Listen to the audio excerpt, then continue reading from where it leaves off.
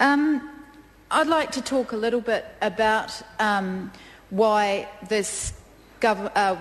Labour Party is supporting this bill, and the fact that this government doesn't have a plan, and some of the issues around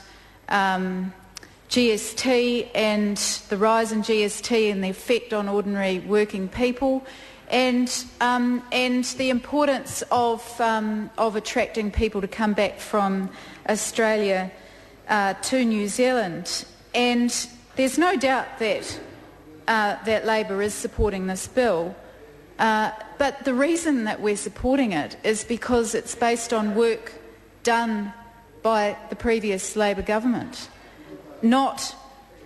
the fact that the national government has somehow created this amazing plan that's going to create jobs and provide incentives for New Zealanders to come back from Australia and to close the wages gap between Australia and New Zealand, because that's just not the case. This is all done on work that was based on work that was done by the previous Labor government. And I do want to talk a bit about that,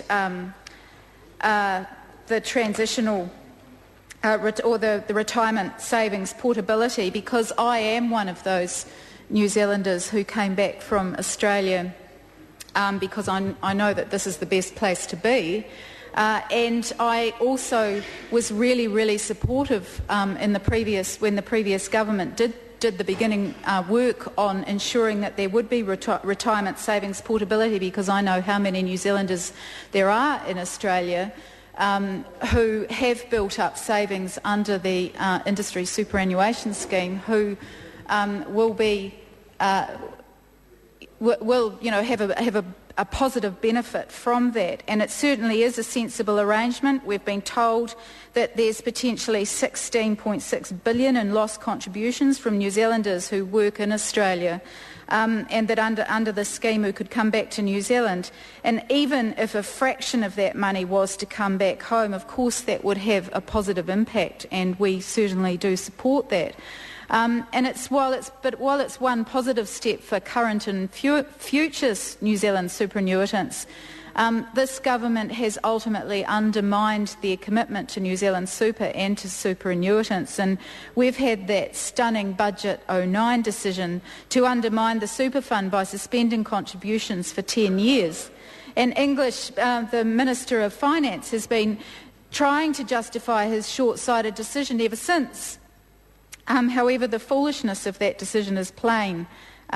with the fund gaining by $3.35 billion since last year's budget. And we've heard analysis from the Treasury that was released the day after the budget that showed that the Minister of Finance's plan guts that super fund by 50%, and it will never be able to catch up, and says that that fund will be short by $35 billion.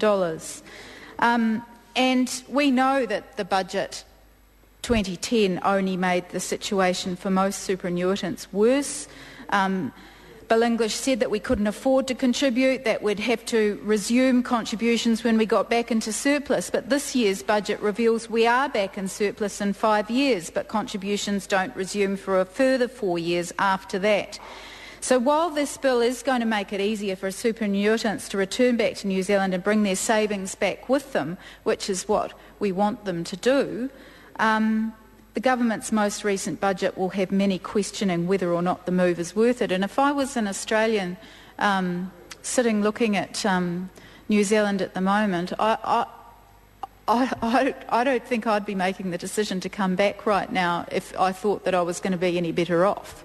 And it would be interesting to get a bit of a sense of that from some of the New Zealanders who are living in Australia and looking across the ditch at this place, because for one thing, where are they going to get a job, and how are they going to get a job? And it's not exactly a very supportive environment to be coming back into, especially if they've got young children. If they've got young children, they'd be looking and thinking, well, you know, just how long is that 20 hours free early childhood education going to be lasting? I might be getting, if I get a job, they've got a measly little tax cut coming in, but GST's going up.